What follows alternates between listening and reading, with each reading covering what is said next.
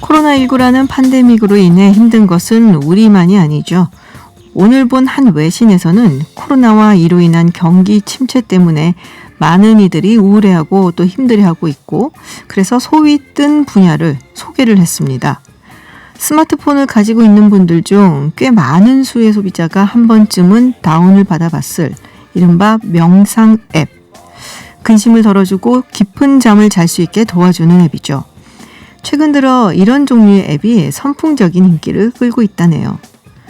이와 더불어 정말 많은 사업 아이디어들이 떠오르고 있다는데요. 예를 들어 심신을 편안하게 해주는 아로마 오일과 푹신한 인형 그리고 디퓨저를 함께 패키지로 판다든지, 유명 배우가 부드러운 목소리로 읽어주는 잠 잘 오게 하는 오디오북 앱도 있습니다. 정말 다양한 방법으로 이 코로나 팬데믹 위기에서 사업을 하고 또 이윤까지 창출하는구나 싶었습니다. 뭔가 이런 시국을 이용해서도 돈을 벌 수 있구나 싶었다가 이런 끈질긴 근성 때문에 인류가 지금껏 살아남았지 않았나 하는 생각도 들었습니다. 강한 자가 살아남는 것이 아니라 살아남는 자가 강하다고 했던가요?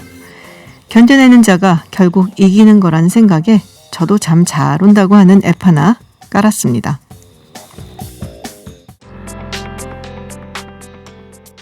지금 심지어 평화나무라고 하는 단체에서 우리 동네 주위에 있는 상가들을 와서 선동을 하면서 사랑제일교회 여기 못 있게 해야 된다 하고 선동하고 다니는데, 그와 같은 불의한 짓은 결코 오래가지 못합니다. 이런 가운데 몇 달 전부터 재개발 구역에 속한 사랑제일교회의 명도 문제로 여러 마찰이 일었고, 그 문제가 신속하게 해결되지 않으면서 주변 상권에 영향을 미치기 시작하였습니다. 그런 어수선한 상황에도 이번 사랑제일교회 코로나 확산 사태가 발생하면서 실로 헤아릴 수 없는 결정적인 타격을 입고 이제 이곳 소상공인들은 하루하루 힘든 나날을 보내고 있습니다. 당장에 어떤 희망이나 회복을 기대하기조차 어려운 실정입니다. 네, 방금 들으셨지만요. 네, 정광훈 목사의 기자회견, 그리고 사랑제일교회 인근 소상공인들, 네, 지금 손해배상 청구 소송을 들어가기로 했다라는 이야기였습니다.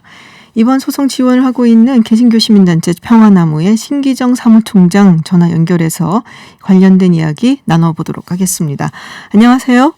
네, 안녕하세요. 네, 오늘 오전에 정광훈 목사 기자회견이 있었습니다. 어떻게 보셨어요? 네. 굳이 논평할 가치가 없다고 생각을 하고요. 네. 예, 뻔히 예상하던 내용이었습니다. 그리고 이제 특히 이제 평화나무를 언급을 했는데요. 네네. 평화나무가 이제 인근 상인들을 선동한다, 그런 이야기를 했는데, 이건 기본적으로 거기 계신 우리 사장님들을 모독하는 표현이라고 생각을 합니다. 그렇군요. 그러니까 사장님들이 자발적으로 먼저 소송을 제기하겠다라고 했고, 네. 평화나무는 지원을 하는 거란 말씀이세요? 네, 이제 선후 관계가 좀 내용이 좀 있긴 한데요. 네. 그 상인분들이 저희가 이제 이 내용들을 이제 제안하기 이전에 네. 어떠한 좀 문제 해결을 위해서 뭔가 좀 해야겠다는 생각들을 가지고 계셨고, 네. 나름대로 이제 손해배상 청구에 대해서도 여러 가지 좀 알아보고 변호사도 알아보고 그런 것들이 있었습니다. 나중에 보니까. 근데 이제 가뜩이나 어려운 상황에서 좀 엄두를 못 내고 있다가 저희가 나름대로 시민들과 함께 뭔가 좀 도움을 드려야겠다, 그분들을 위해서.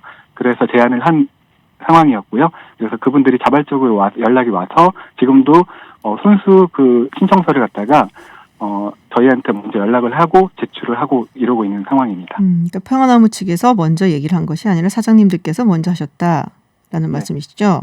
네. 네. 몇 분이나 참여를 하셨나요? 네, 지금 조금 전에 이제 업데이트가 됐는데요. 네네. 현재 150분 참여 150분. 신청을 하셨습니다. 그러면은 이 전체 그 사랑제일교회 주변에 있는 상점 경영하고 계시는 사장님들 글쎄 퍼센티지를 내기 좀 어렵겠습니다만은 어느 정도라고 봐야 될까요? 예, 이제 구획을 나누기에 따라서 조금 네. 유동성은 있긴 한데요. 네네. 대략 저희가 180여 곳 생각을 하고 있었습니다. 그러니까 지금 180여 곳 중에 150곳 정도가 참여를 했으니까 상당히 많은 숫자가 참여를 하신 거고요. 네. 실제로 지금 상황이 너무 어렵다 보니까 임시로 며칠간 좀 휴업을 하거나 좀 그러한 상점들도 있거든요. 네. 그런 것들을 감안을 하면은 뭐 대부분 다 참여했다고 봐도 무방할 것 같습니다. 그렇군요.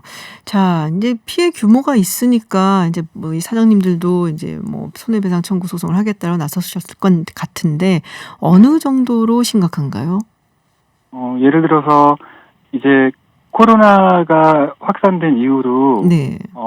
다들 전국의 모든 소상공인들이 정말 힘들게 고생을 많이 하셨는데요. 그렇죠. 그래도 이번에 이제 사랑제일교회발 코로나 확산 사태 이전에는 뭐 다른 지역과 좀 비슷하게 좀 어렵다가 좀 나아지다가 뭐 그 정도 수준을 유지했는데요. 네. 지난 8월 12일 날 방역당국에서 좀 사랑제일교회발 코로나 이제 확진이 좀 공표된 이후부터 급격하게 그 지역을 찾는 사람들이 줄어들고 매출도 따라서 급감하게 됐습니다. 그렇군요.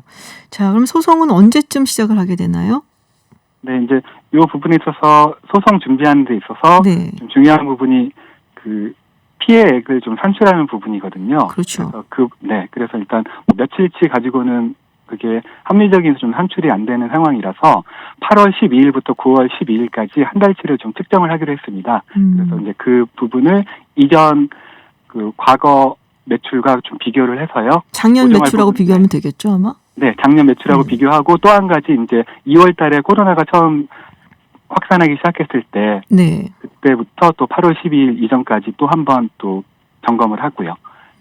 그때는 점검하는 이유는 뭔가요?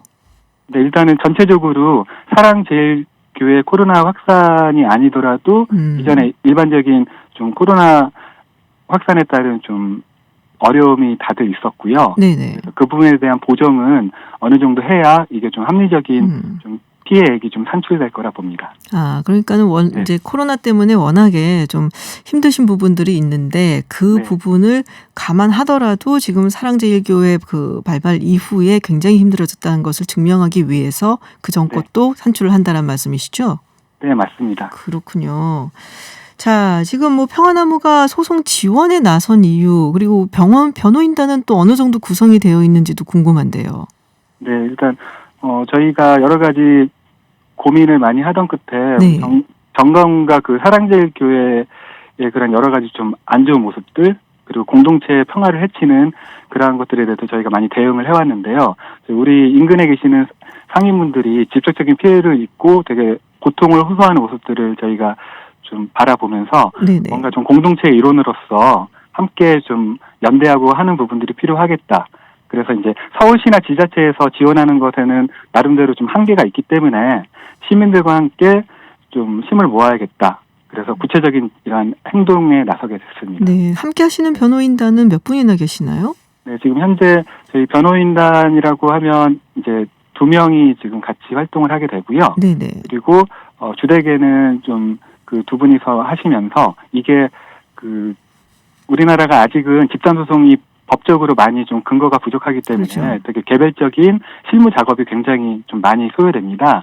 그 부분들은 이제 관련된 좀 실무자들이 같이 붙어서 좀 여러 가지 작업들을 같이 진행할 예정입니다. 그렇군요. 자, 근데 평화나무 쪽으로 이 또 정광훈 목사 관련된 제보들이 많이 들어온다는 얘기도 있어요? 네, 저희 네. 쪽으로 많이 들어옵니다. 아하, 그렇군요. 지금 정부 측에서는 구상권 청구를 하겠다라고 했는데, 네. 재산이 없다라고 얘기를 했는데, 없진 않다. 뭐 이런 얘기도 있더라고요. 네네. 네.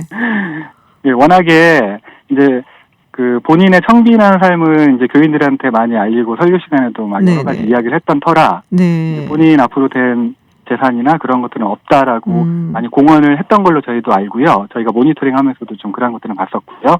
근데 이제 최근에 같은 비슷한 시기에 그 정광훈 목사가 소유한 걸로 보이는 주상복합 아파트가 있다라고 하는 제보가 동시에 복수의 제보가 들어왔습니다. 네, 그래서 이제 그 부분에 대해서 대략 위치를 확인하고 저희가 이제 그게 몇 층인지 몇 호인지는 네네. 저희가 이제 모르기 때문에 아하. 그 해당 주상복합 아파트의 등기부 등본을 하나씩 다 떼어봤습니다. 그래서 확인을 했는데요. 네.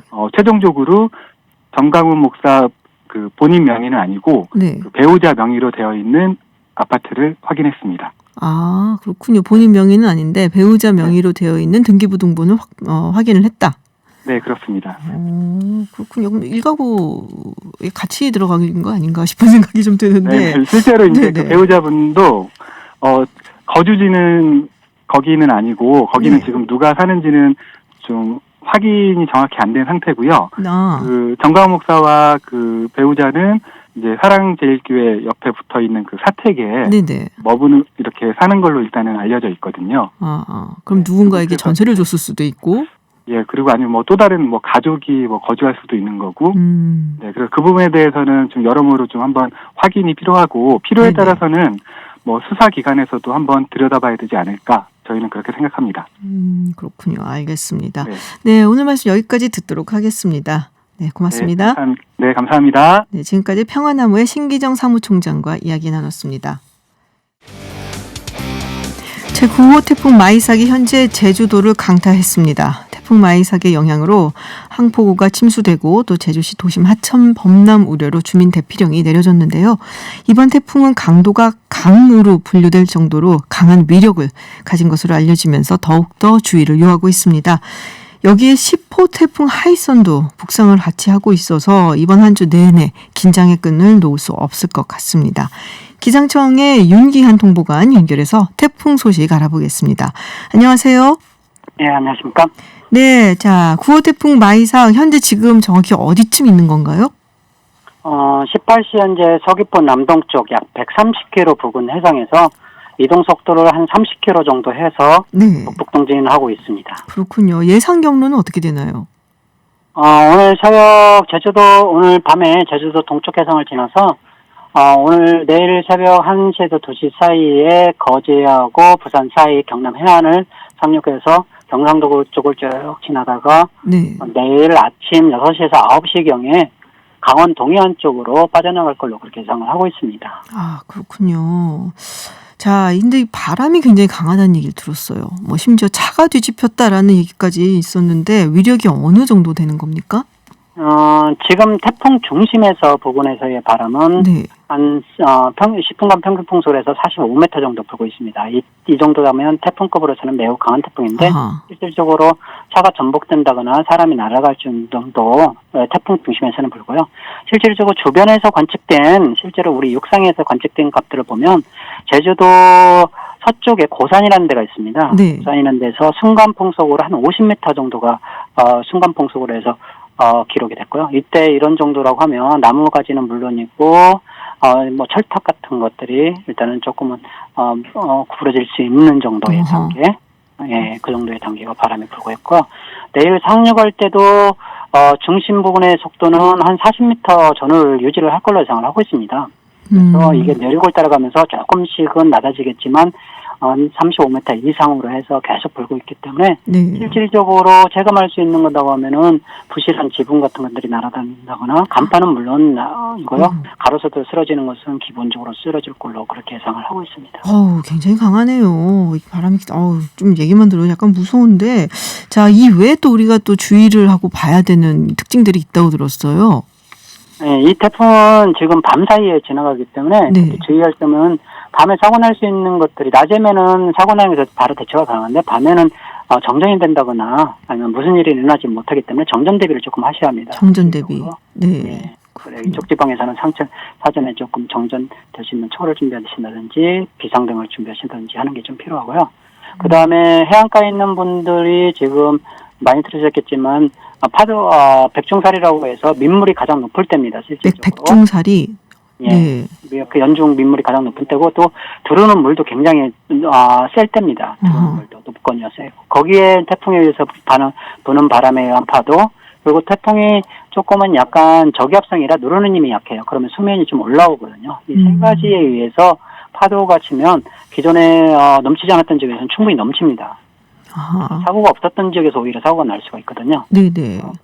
그리고 또 비가 많이 오면 바닷물로 빠져나가지만 더 오히려 바닷물이 들어오는 경우가 많습니다. 이렇게 되면. 그래서 사전에 침수가 예전에는 비해도 침수가 안 됐던 지역에 자칫 잘못하면 침수가 있기 때문에 항상 그런 징조를 미리미리 체크를 하시고 점검을 하시는 게 좀 필요합니다. 그렇군요. 해안가 지역은 특히나 이 침수에 대해서 굉장히 주의를 해야 된다라는 말씀이시고요. 자, 근데 이제 마이삭에 이어서 이 10호 태풍 하이선도 지금 북상 중이다라고 얘기를 들었어요. 이게 물론 이제 태풍이 생기고 난 다음에 뭐 경로가 계속 바뀌기는 합니다만은 그래도 예상 경로 대략적으로 어떻게 보십니까? 일단은 태풍 마이삭은 우리나라 남쪽 필리핀 쪽에서 쭉 올라왔다고 치면 네. 하이선은 우리나라 남동 쪽에서 올라옵니다. 그죠? 그래서 거치는 데가 이 하이선은 일본 쪽을 거쳐서 네. 거쳐서 우리나라 쪽으로 이렇게 통과할 걸로 예상을 하고 있습니다. 아, 그럼 약간 이렇게 서쪽으로 이렇게 휘는 건가요? 예, 맞습니다. 아하. 그래서 실제로 일본을 경유하느냐 아니면 일본을 휘돌아서 남해안 쪽으로 상륙하냐가 조금 많이 변동성이 있습니다. 그거에 따라서 우리나라 쪽에서 진로도 상당히 관통을 할 것인지 동해안으로 빠질 것인지 현재로서는 경상도 쪽으로 상륙할 것이 확률이 높다고 보고 우리나라는 전체적으로 또 영향이 있을 걸로 보고 있지만 구체적인 경로는 조금 계속 좀 달라질 걸로 예상을 하고 있습니다. 그래서 관통으로 갈 건지 아니면 조금 동해적으로 빠질 건지 가능성이 있어서 저희가 주시하고 있습니다. 그렇군요. 그럼 제주도는 뭐 다음 주 초까지 계속 태풍 영향권이라고 봐야 되는 건가요?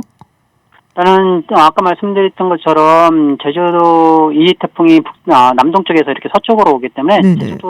제주도가 길목인 것보다도 제주도 동쪽으로 올 가능성이 큽니다. 제주도 동쪽. 이게 이제 약간만 서쪽으로 간다고 하면 말씀하신 것처럼 제주도부터 영향받고 지금처럼 제주도 영향받고 우리나라 쪽으로 다가올 것이라고 하고 있는데요.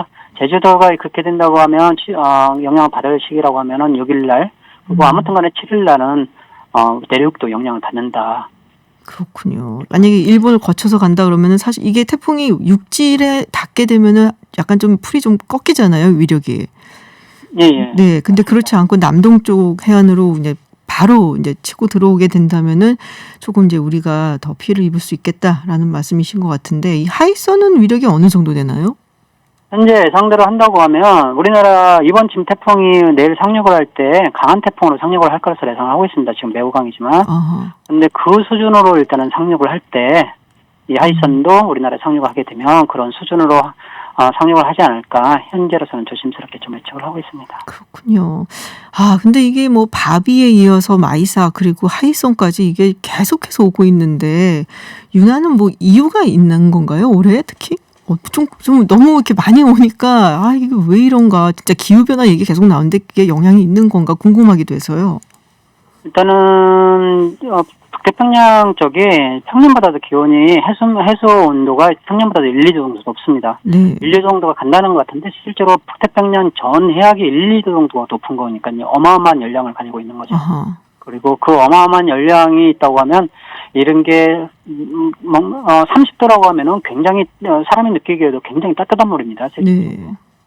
그런데 그 물이 북태평양 전체를 차지하고 있으니까 얼마나 따뜻한지 아실 수 있겠죠. 그러면은 그런 데서 수증기가 모아져서 계속 하늘로 올라가고 그리고 또 북태평양 고기압 저기 상하층 간에 바람이 약해져 있는 상태입니다. 현재 바람이 약해져 있으면 수직으로 구름이 잘 발달하거든요. 태풍이 쉽게 만들어질 수 있고 또 북태평양 고기압 자체가 우리나라 위치하고 우리나라 북서쪽에서 이런 기압골 사이가 우리나라 쪽으로 뻥 뚫려 있으면 길을 만들어주고 있습니다. 그래서 우리나라 쪽으로 자주 오고 있는 거고요.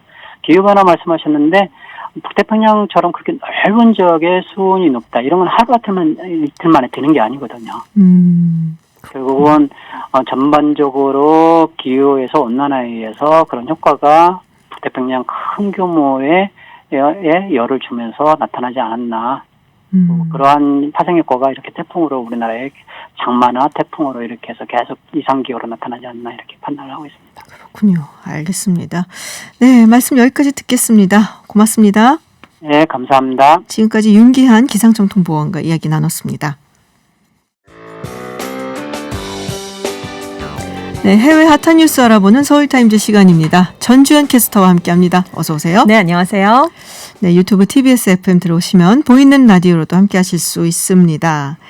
자, 미국이 북한의 탄도미사일 개발을 두고 전 세계 산업계에 도와주지 말라고 엄포를 놨어요. 그렇습니다. 갑자기 왜 이런 얘기를 했을까 궁금해지는데요. 일단 미국 국무부의 국제안보 비확산국, 재무부의 해외자산통제국, 상무부의 산업안보국이 일제히 낸 건데요. 네. 홈페이지에 북한의 탄도미사일 개발에 쓰이는 기술, 장비 등에 협조하지 말라 이런 주의보라고 지금 돼 있습니다. 주의보. 네, 사실상 경고죠. 네. 발령을 했습니다.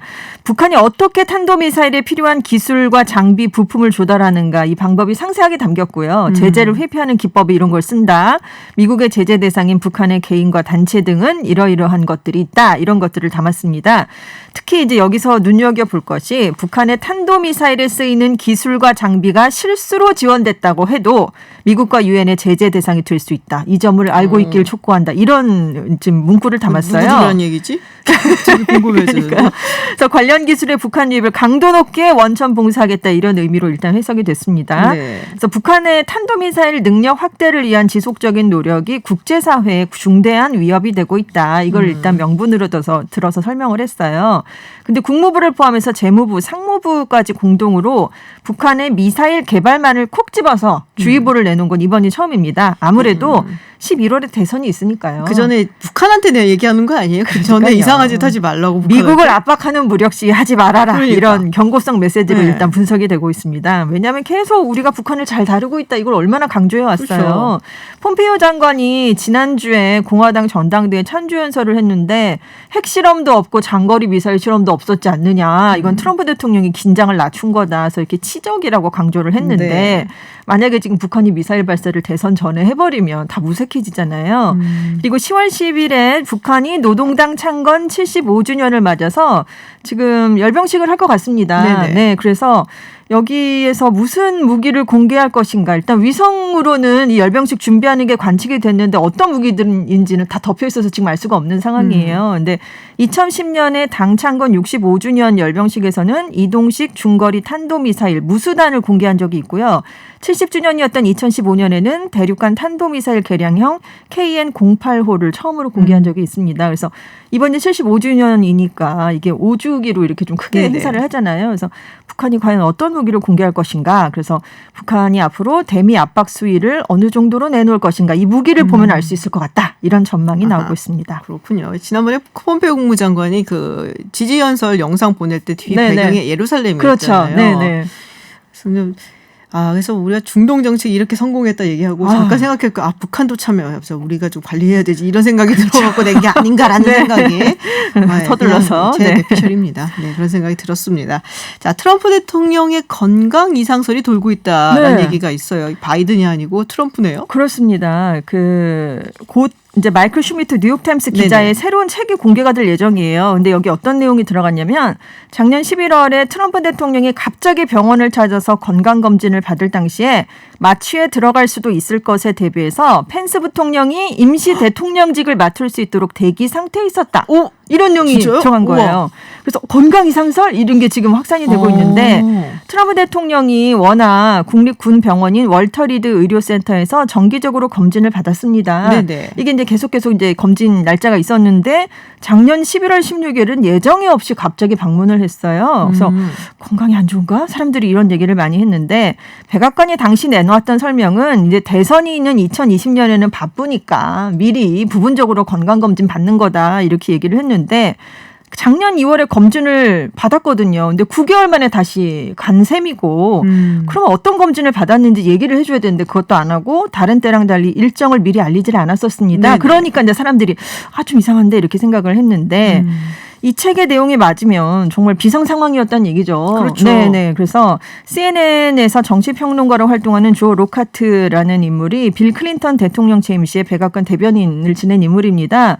근데 트럼프 대통령이 대중들에게 숨기고 있는 뇌졸중 발병 사실이 있었나? 뭐 이런 글을 올린 거예요. 트위터에. 그래서 이 기자의 책 내용을 근거로 내가 질문한 거지 잘못된 정보를 퍼뜨리는 것은 아니다라고 설명을 했는데 요새 뭐 그 정치 관련된 가짜 뉴스 있으면은 트위터하고 페이스북 굉장히 민감하게 막아버리죠. 반응하거든요. 네, 그래서 트럼프 대통령은 뭐 당연히 가짜 뉴스다 이렇게 반박을 했고요. 난 아픈 적이 없다, 뇌졸중을 앓은 적 없다, 뭐 이렇게 얘기를 했고 대통령 주치의도 심각한 건강 문제를 겪은 적도 없고 뇌졸중을 앓은 것도 없고 직무 수행에 문제 없을 정도로 건강을 유지하고 있다 이렇게 얘기를 했습니다. 근데 트럼프 대통령이 작년에도 웨스트포인트 졸업식에 갔는데 물컵을 왜 한 손으로 못 들고 연단에서 맞아요. 내려갈 때 비틀비틀하는 예, 예. 모습을 보였잖아요. 그래서 그때도 건강 이상설이 있었는데 이번에 또 다시 좀 불거지고 그러니까 있습니다. 우리 바이든 후보가 나이가 많다는 얘기를 하는데 트럼프 대통령 사실은 만만치 않게 많아요. 4살 차이잖아요. 네. 74살로 제가 네, 기억을 74살? 하고 있는데 흥미로운 건 이 펜스 부통령이 네.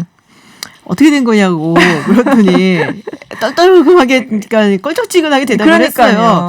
기억이 안 난다. 네. 이렇게 부인을 안 하고 그런 적 없다 이렇게 네. 부인하면은 깔끔한데 그렇죠. 그렇게 얘기 안 하고 기억이 안 나고 나는데 막 이렇게 대통령은 언제나 얘기해서. 대기 상태에 있는 사람이고 네. 뭐 이런 식으로 얘기를 하니까 아니다라고 좀 확실하게 얘기를 해줬어야 되는데 그래서 그러니까요. 네, 약간 알쏭달쏭한 뉘앙스를 남겼다 이런 얘기가 나오고 있습니다. 이 펜스 부통령이 좀 강직하거든요. 네. 나름. 그래서 그렇죠. 그런 부분이 좀 있거든요. 네, 이분이. 네. 성격이 그렇죠. 네.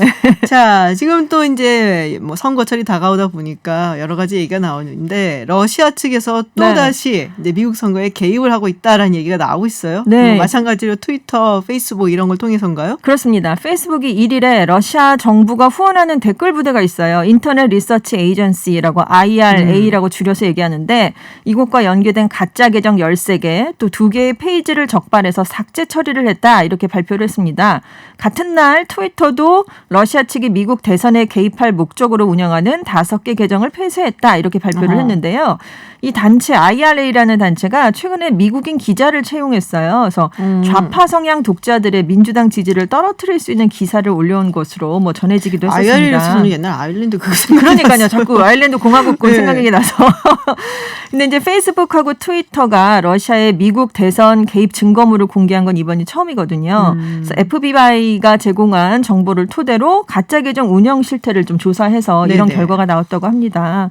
그래서 미국 상원의 정보위가 최근에 초당적으로 작성한 보고서도 있어요. 근데 이 단체가 2016년 대선 당시에 특정 페이지를 후원해서 수백만 건의 조회수를 기록했는데 그게 다 트럼프 대통령 지원하기 위한 활동이었다. 아, 이런 그래요? 네, 그런 목적이었다는 내용이 담긴 보고서를 발표하기도 했습니다. 그래서 이번에도 민주당의 바이든 후보를 깎아내리고요. 트럼프 대통령을 옹호하는 활동을 하고 있다라고 뉴욕타임스가 보도를 하고 있습니다.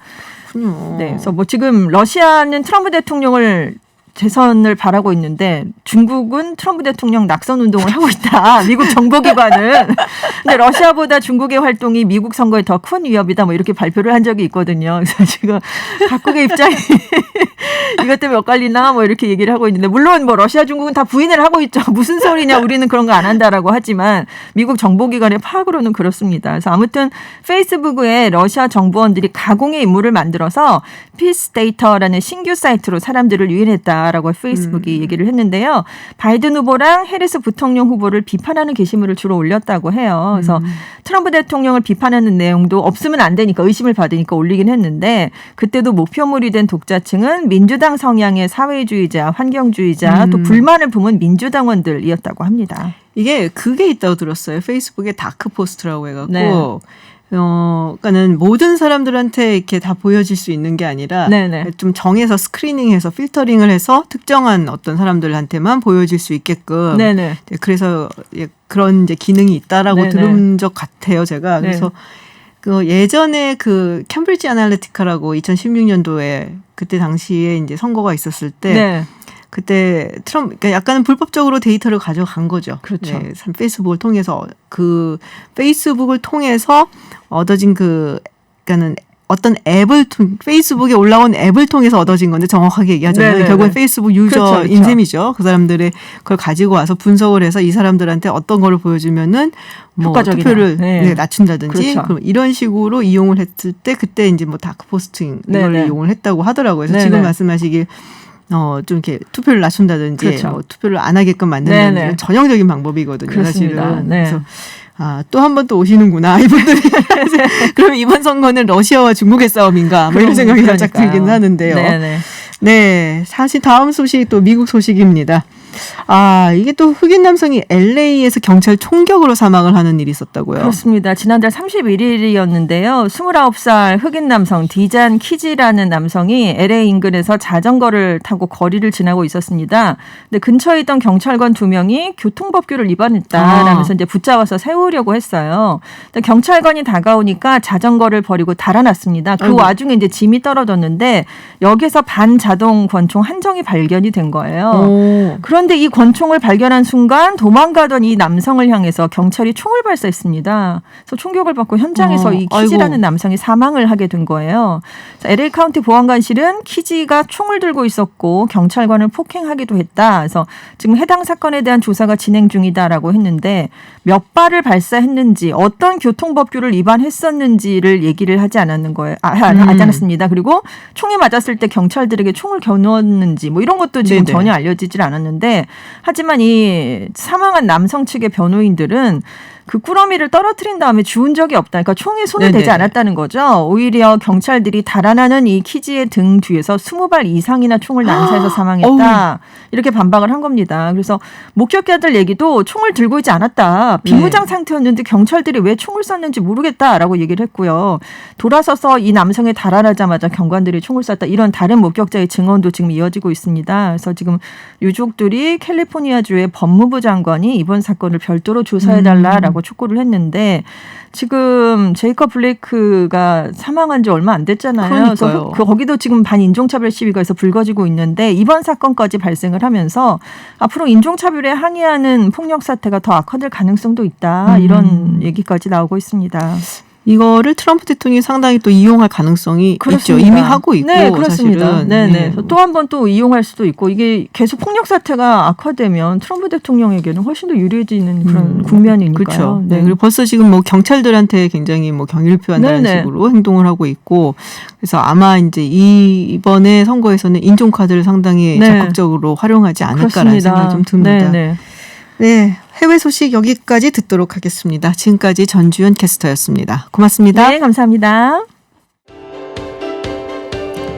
네, 영해 확장 문제로 터키 그리고 그리스 사이에 긴장감이 고조되고 있습니다. 그런데 이 두 나라 간의 영토 분쟁이 100년이나 됐다고 합니다. 그래서 오늘 아산정책연구원 이기범 국제법센터장과 이 문제에 대해서 이야기를 좀 나눠보려고 합니다. 어서 오세요. 예, 안녕하세요. 네, 이 이야기 들어가기 전에 또 지난번에 한번 이 부분을 설명을 해주시고 가셨기 때문에 한번 여쭤볼게요. 먼저 그 강경화 외교부 장관이 뉴질랜드 외교관 성추행 의혹에 관해서 이제 그런 말을 했었잖아요. 국민과 대통령에게는 사과를 하는데 뉴질랜드에 사과할 수 없다라고 이야기를 했단 말이에요. 예, 그렇죠. 네, 이게 또 여러 가지 논란이 또 되고 있는데 참 이 외교적인 수사가 굉장히 좀 민감한 부분도 있고 또 우리가 생각하는 거랑 다른 것도 있고 해서 이제 전문가시니까 예. 여쭤보려고요. 외교부 장관으로서는 적절한 언급이었다고 보여집니다. 외교부 장관으로서는 예. 이유가 있는데요. 네. 그 피해자에게 공감을 하는 문제랑 네네. 그다음에 그 국가를 대표해서 사과하는 문제는 조금 다릅니다. 예를 들어서 우리가 위안부 문제 관련해 가지고 일본에 대해서 사과를 요구하고 있죠. 네네. 그리고 그거는 적절합니다. 왜냐하면은 일본 같은 경우에는 제2차 세계대전 기간 동안에 국제법을 위반한 겁니다. 네네. 국제인권법을 위반을 한 거고 그렇기 때문에 사과를 요구하는 것이고요. 근데 이 지금 뉴질랜드 사건 같은 경우에는 국제법을 위반하진 않았습니다. 한국이. 그 이제 외교관이 만약에 이제 호주의 형법이라든가 네. 이제 이런 관련 이제 법률을 갖다 위반을 했다고 지금 이제 뭐 이야기가 되고 있는 거지요. 네. 그럼 설령 최악의 경우에도 호주의 형법을 위반한 것에 대해서 국가를 대표해서 사과할 수는 없습니다. 아하. 국내법 위반이죠. 네네. 그러니까 이게 국제법과 국내법의 차이인데 만약에 외교부 장관이 그 국가를 대표해서 사과를 해야 된다면은 한국이 국제법을 위반했어야 됩니다. 근데 현재 한국이 국제법을 위반한 것은 없습니다. 네네. 그렇기 때문에 피해자에게 공감을 하지만 사과를 할 수 없다라는 것은 국제법적으로 매우 적절한 언급이라고 보여집니다. 아하, 그렇군요. 뭐 이 자리에서 그렇다고 우리 이기범 박사님께서 그 예. 성추행 외교관 그 예. 편을 붙는 게 아니라 그렇죠. 그분이 네. 이제 뭐 호주 형법을 위반했을 수는 네네. 있겠죠. 근데 호주 형법을 위반했다고 한국 외교부 장관이 사과를 할 수는 없다라는 거죠. 아니다. 그러니까 예. 우리가 국제법을 위반한 경우라면은 사과를 하는데 그럼 사과를 해야 됩니다. 네. 근데 이 경우는 그 한 외교관이 호주의 국내법을 위반한 경우이기 때문에 호주에서 일어난 일이니까요. 뉴질랜드. 뉴질랜드 죄송합니다. 네. 뉴질랜드에서 일어난 일이니까요. 그 네. 재미있는 얘기 하나 더 붙이면요. 네네. 뉴질랜드가 사과를 받아본 적이 있기 때문에 더 이러는 것 같습니다. 언제요? 1986년에 사과를 받아봤습니다. 누구한테? 프랑스한테요. 프랑스한테? 예, 왜냐면 1985년에 그 뉴질랜드에서 어떤 사건이 있었냐면 네. 우리 그린피스 이제 네네. 그 환경단체. NGO죠. 네. 유명한 뭐 환경 보호 관련한 NGO인데 그 선박이 이제 격침이 됐습니다. 아. 근데 이제 나중에 이제 알고 보니까 이게 프랑스가 한 거예요. 예, 프랑스가 했습니다. 왜요? 뭐 그린피스가 네. 왜 당시에 이제 프랑스가 남태평양에서 핵실험을 했죠. 아. 그러다 보니까 그린피스 입장에서는 여기에 대해서 문제 제기를 하니까 네네. 이제 프랑스가 이제 요원들을 동원해가지고 네. 격침을 했습니다. 지젠느가 갔나? 예, 근데 그게 뉴질랜드 역사상 최초의 그 어떤 무력 사용을 당한 것이었습니다. 이 문제가 이제 85년과 85년에 일어난 일이고요. 네. 1986년까지 국제사회에서 굉장히 큰 이슈가 됐습니다. 그래서 그때 결국은 그 유엔 이제 사무총장이 이 문제에 나섰고요. 네. 그래서 법적으로 사과를 했습니다. 아. 예. 그렇군요. 예, 프랑스의 총리가 네네. 예, 그 뉴질랜드의 총리에게 사과를 했습니다. 그것도 참 그 아주 이제 국제법적인 그 대통령이 안 했네요, 그래도. 그렇죠. 그게 바로 핵심입니다. 왜냐하면 뉴질랜드의 법적인 국가 원수는 엘리자베스 2세입니다. 그렇기 그렇죠. 때문에 총리가 총리에게 사과하는 형식으로. 예, 그래서 아하. 프랑스 총리가 예, 사과를 한 것이었고요. 네. 당시에 프랑스 총리는 자크 시라크였습니다. 시라크. 예, 그리고 후에 대통령이 됐죠. 네, 예, 그렇죠. 그렇게 법적 사과는 국제법 위반, 국제법 위반일 예, 때. 무력 사용 위반이기 때문에 무력을 사용했기 때문에 이런 경우에는 사과를 받는 것이 가능합니다. 그렇군요. 자, 우리 청취자분들을 위해서 다시 한번 말씀드리는데 우리 이기범 센터장은 성추행, 성폭력의 문제에 굉장히 민감하신 분입니다. 절대 용납하지 않으시는 분이지만 국제법적으로 봤을 때 외교부 장관이 사과를 하는 것은 적절치 않다라는 말씀을 해주셨고요. 자, 그럼 오늘의 주제 이야기를 해보죠. 터키와 그리스. 자, 그리스가 최근에 이오니아해에서 영해 12해리로 확장을 할 것이다라고 했는데 이게 이제 문제가 된다는 건데요. 근데 우리가 보통 영해하면 12해리 아니에요? 아, 그게 재밌는데요. 네. 12해리에 이를 수 있다는 겁니다. 까지. 예, 까지라는 아하. 그거죠. 그런데 맥시멈 12해리. 현재 지금 그리스의 영해는 6해리입니다. 1해리가 1.852km입니다. 그래서 보통 12해리라고 하면 약 21km 네. 정도 되죠. 근데 지금 현재 그 그리스의 영해는 6해리입니다.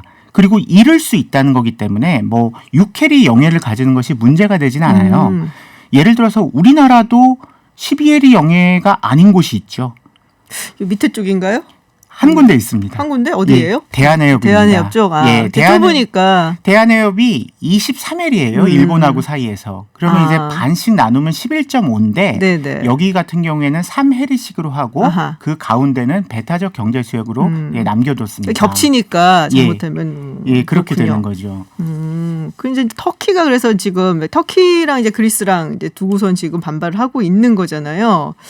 자, 이제 말씀하셨기를 지금 이제 모든 국가 12해리는 아니다. 12해리까지 이룰 수 있다라는 예. 이제 말씀이신데 이제 지금 갑자기 이제 그리스가 6해리인데 12해리로 하겠다라는 거는 이제 이유가 있을 거 아니에요? 이유가 있습니다. 네. 그리고 이거 굉장한 고도의 전략입니다. 고도의 전략이까지. 예, 왜 그러냐면은 우리 이제 지도를 보게 되면 네. 지금 그리스가 이오니아해에서 한다고 했어요. 네네. 이오니아해는 사실 터키랑 전혀 관련이 없습니다. 그리스의 왼쪽이 이오니아해고요. 네. 오른쪽이 에게해입니다. 그럼 에게해에서 하겠다고 한 것도 아닌데. 근데 왜 그래요? 그렇죠. 이게 바로 이제 핵심입니다. 네. 왜냐하면은 최근에 6월 달에요. 그 그리스가 이탈리아랑 배타적 경제 수역의 경계 획정을 갖다 했습니다. 약간 지도를 그리고 있어요. 머릿속으로. 네. 그 이탈리아하고 네. 그리스 사이에 있는 바다가 이오니아해입니다. 근데 배타적 경제 수역을 갖다가 경계를 획정한 거하고 도대체 영해를 12해리로 확장한 게 무슨 관계냐라고 네네. 했을 때 지금 그리스는 굉장히 고도의 전략으로 지금 나오고 있습니다. 왜냐하면은 원래 6해리예요. 네. 그 그리스의 영해가요. 근데 이탈리아는 12해리입니다. 그러다 보니까 이탈리아 어선들이 네. 어부들이 봤을 때는 그리스 쪽에 가서 어업을 했을 때 여하튼 이익이 됩니다. 아. 왜냐하면 그리스는 6캐리 영해밖에 주장을 안 하니까 그럼 남네요. 예, 그렇죠. 그러니까 이제 이탈리아는 12해리예요. 그러니까 여하튼 그쪽으로 접근을 하면은 네네. 더 이익이 됐어요. 그러다 보니까 그리스는 근데 12해리로 확장은 하고 싶은데 네. 에게해가 걸리는 겁니다. 아하. 에게해는 터키하고 사이에 있는데요. 그렇죠. 에게해에서 12해리로 확장을 하게 되면은 에게해 대부분의 섬이 그리스 겁니다. 그러니까 그렇죠. 우리 생각에 에게해의 한 절반은 그리스 거고 절반은 터키 거라고 생각할 수가 네네. 있는데 터키 바로 앞바다에 있는 섬도 그리스 겁니다. 이러다 보니까 그리스가 12해리로 영해를 에게해에서 확장을 하게 되면요. 에게해가 사실상 막힙니다. 그러네요. 예. 그런데 에게해 쪽을 하고는 싶은데 일단 그 이오니아 쪽으로? 이탈리아하고 네. 배타적 경제 수역 이제 네. 경계 협정을 한 다음에 어업 문제를 그러니까 해결을 한 거죠. 그러면서 이제 어업 문제가 해결이 됐기 때문에 네. 이탈리아도 12해리 영해니까 우리도 그냥 자연스럽게 12해리 12해리 로. 영해를 하겠다. 아하. 지금 이 선언을 해놓은 상황입니다. 아, 그러면 그 다음은 어떻게 되는 거예요? 그 다음은 이제 그러면서 네. 한 가지를 더한 게요. 지난 한 달이 안 됐는데요. 이집트하고 배타적 경제수역 경계협정을 또 해놨습니다. 이게 왜 그러냐면요. 지금 동지중해가 네. 우리가 흐름을 봐야 됩니다. 지금 터키하고 친한 국가가 있습니다. 리비아입니다. 리비아. 예, 터키와 리비아가 작년 2019년에 배타적 경제수역의 이제 경계협정 비슷한 어떤 걸 했습니다. 그러다 보니까 그리스가 반발을 하는 거죠. 그래서 그리스는 이집트와 이탈리아하고 지금 보조를 맞추고 있는 그러니까 중입니다. 터키랑 리비아. 예. 그리고 그리스가 이집트와 이탈리아. 그렇습니다. 아하. 지금 현재 양분돼 있는 상황입니다. 그리고 사이프러스가 있죠. 네. 사이프러스. 예, 그리고 이스라엘이 있지요. 그러면 사이프러스나 이스라엘 입장에서도 그리스 쪽하고 아무래도 보조를 맞출 수밖에 그렇죠. 없습니다. 지금 터키 편을 들고 있는 건 오로지 리비아예요. 리비아뿐. 그러니까 이런 차원에서 그리스가 지금 단계별로 가고 있는 겁니다. 이탈리아하고 어업 문제를 해결하고 이탈리아의 영해가 12해리니까 우리도 보조를 맞춘다고 이오니아해서 12해를 네네. 확장을 해놓고요. 나중에 터키를 에게해까지? 압박할 수단으로 에게해에서 12해리를 늘릴 수 있다라고 아직은 말은 안 하지만 할 수 있는 거죠. 그래서 터키가 지금 화를 내는 거군요. 터키는 뭐라고 얘기를 하고 네. 있냐면요. 이것이 전쟁 명분이다. 그렇게까지. 예. 근데 이 단어가 이번에 처음 나온 게 아니에요. 네. 에게해 쪽에서 무언가를 한다면은 그것은 항상 전쟁 명분이라고 이야기를 해 왔었습니다. 그리스하고 터키하고 이제 에게를 두고 계속 싸우는 거잖아요. 근데 사실상 네. 에게해의 섬들도 대부분 그리스 거죠. 거고요. 네. 오로지 지금 터키가 바랄 수 있는 거는 에게해가 여전히 6캐리 영해로 남아가지고 그나마 터키가 자유롭게 왔다 갔다 하는 건데 이게 12해리 영해가 되면요. 그 터키도 12해리로 할 수는 있어요. 그래봤자 해안에서 조금밖에 아하. 이익이 없기 때문에 그리스가 에게해를 거의 그리스의 호수화로 시켜버릴 수 있다. 이런 문제가 있다는 거죠. 그렇군요. 이 그리스 에게 얘기를 하면은 사실 이제 신혼여행도 많이 가는 곳에 있잖아요. 예, 그 섬들 뭐 예. 미코노스라든지 산토리니라든지 예. 그런 게 이제 다 에게에 있는 그렇죠. 섬들, 크레타 섬이라든지 그렇습니다. 그런 거고. 예. 그렇기 때문에 거기서 이제 12해리를 선언해 버리면은 사실상 그 에게가 거의 다 그리스 거 이렇게 되는. 예, 그렇게 되는 겁니다. 그러니까 터키 입장에서는 굉장히 이게 지금 상당히 불편한 거고요. 네. 더구나 잠재적으로는 러시아도 불편해할 수 있습니다. 러시아까지. 왜냐하면 러시아는 흑해에서 나올 수 있는 곳이 여기밖에 없잖아요. 터키 이렇게 통해 갖고 예, 흑해에서 이쪽 지중해로 네네네. 나오려면 여기밖에 없거든요. 그러면은 여기 러시아 입장에서는 이게 다 그리스의 영해로 되면은 좀 불편하죠. 친하게 지내면 되잖아요. 그리스랑. 이게 근데 100년 동안 됐다며요. 역사가. 이게 왜 이제 100년이라는 네. 이유가 뭐냐면요.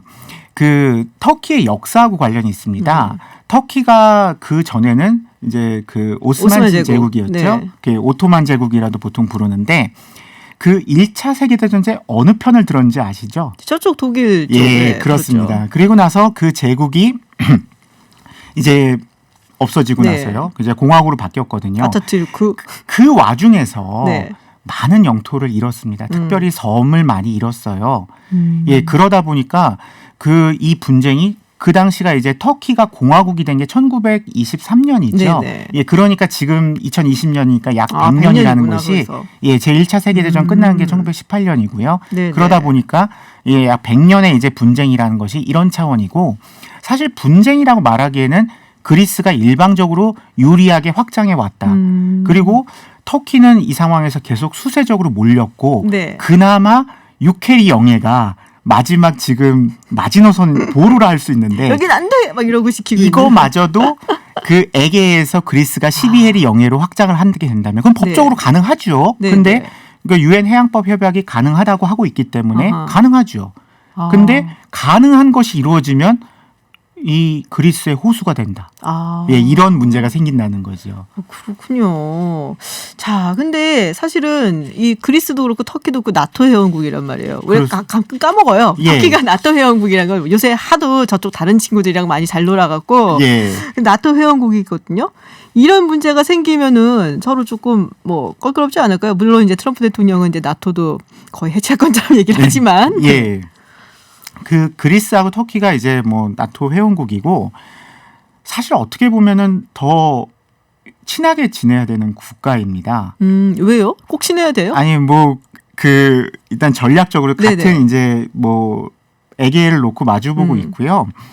그다음에 뭐 그 100년의 이제 영토 분쟁 뭐 이런 이야기는 합니다만은 그래도 그 뭐 러시아를 상대로라든가 이런 걸 생각을 하면은 뭐 그렇게 친하게 안 지낼 이유는 없어요. 근데 요새 터키는 러시아랑 친한 것 같은데요? 그렇죠. 지금 이제 그렇게 된 거죠. 이 상황에서 해결책이 뭐냐라고 물어볼 네네. 수가 있어요. 근데 사실 이 터키하고 그리스는 1976년에 국제사법재판소에도 한번 갔다 왔습니다. 둘이 싸워서요? 예, 그 당시도 에게의 대륙북 문제였는데요. 근데 물론 이제 그때 완전 본격적으로 이제 싸우진 않았고요. 네. 이제 국제사법재판소가 이 문제를 다룰 수 있냐 없냐 이 문제 정도만 이제 제기가 되다 말았습니다. 그런데 이게 단순히 지금 아까 설명을 드렸지만 그리스 터키의 문제가 아니에요. 왜요? 터키는 리비아랑 같이 그러니까 일종의 대각선으로 지금 네네. 이제 편을 먹은 거죠. 들고 네. 있는 거죠. 그리고 그 그리스는 이집트나 더 넘어서는 이스라엘까지 그러다 보니까 이 사실 동지중에 그 연안국들이 다 나와야 되는 상황이에요. 아하. 단순히 지금 터키와 그리스만 이 문제를 해결할 수는 없다는 거죠. 그럼 문제가 뭐냐? 제가 뭐 국제법을 전공했기 때문에 웬만하면 제가 국제재판소 가면 된다 이렇게 이야기를 합니다. 네. 근데 이 문제는 두 국가가 국제재판소를 갈 문제가 아니고요. 네. 이 국가들이 사실은 다 이야기를 해야 됩니다. 우리 배타적 경제 수역이 어디다 뭐 이런 문제를 그럼 이집트, 이탈리아 전부 다? 예, 다 해야 됩니다. 특별히 뭐 리비아, 이집트는 반드시 나와야 될 것 같고요. 또 사이프러스가 나와야 됩니다. 그리고 김 박사님 아시죠? 북사이프러스에 또 문제가 있죠. 북사이프러스가 지금 터키가 1974년에 침공한 이후에 사실 괴뢰 국가죠. 그렇죠. 예, 이런 문제까지 있기 때문에 이 주변국이 사실 다 나와야 돼요. 그럼 이거는 오히려 국제재판소가 해결하기가 쉽지가 않습니다. 그러네요. 예, 오히려 이 동지중의 연안국들이 차라리 이것을 갖다가 공동으로 뭐 개발하는 체제를 만들던가. 알아서 해결해야 되겠다. 예, 그러니까 이 사실 7, 8개국이 전부 다 같이 나와가지고 이 문제를 갖다 뭐 배타적 경제 수역이든 대륙붕이든 이 문제를 해결할 수 있는 뭐 협의체, 또 협의체가 단순히 협의만 하는 것이 아니라 어떤 법적인 결론까지 뭐 조약을 체결하든 뭐 이렇게 나오지 않은 이상은 이 문제 해결이 안 됩니다. 그렇군요. 예, 그리고 말씀드린 것처럼 북사이프러스 문제까지도. 왜냐하면 북사이프러스가 지금 터키가 사실상 지배하고 있죠. 그런데 터키 혼자서 국가라고 해요. 그리고 나서 터키하고 그 북사이프러스 공화국이 예, 서로 간에 조약을 체결하는데 굉장히 북사이프러스 공화국에 불리한 조약만 체결을 합니다. 터키가 일방적으로 예, 그렇게 하는 거죠. 그렇군요. 예, 이런 문제까지 해결이 돼야 되니까 이게 어려운 문제입니다. 지역에서 해결을 해야 되는데 뭐 사법재판소까지는 못 갈 거고. 예. 야, 복잡한 이야기들이 참 그러고 보면 세상은 참 복잡한 이야기들이 많습니다. 네, 오늘 아산정책연구원의 이기범 국제법센터장과 함께 뉴질랜드 이야기도 해보고요. 그리고 터키, 그리스 간의 애계를 둔 이야기도 나눠봤습니다. 오늘 고맙습니다. 예, 고맙습니다.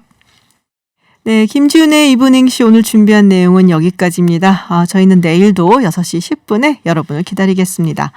지금까지 김지윤이었습니다.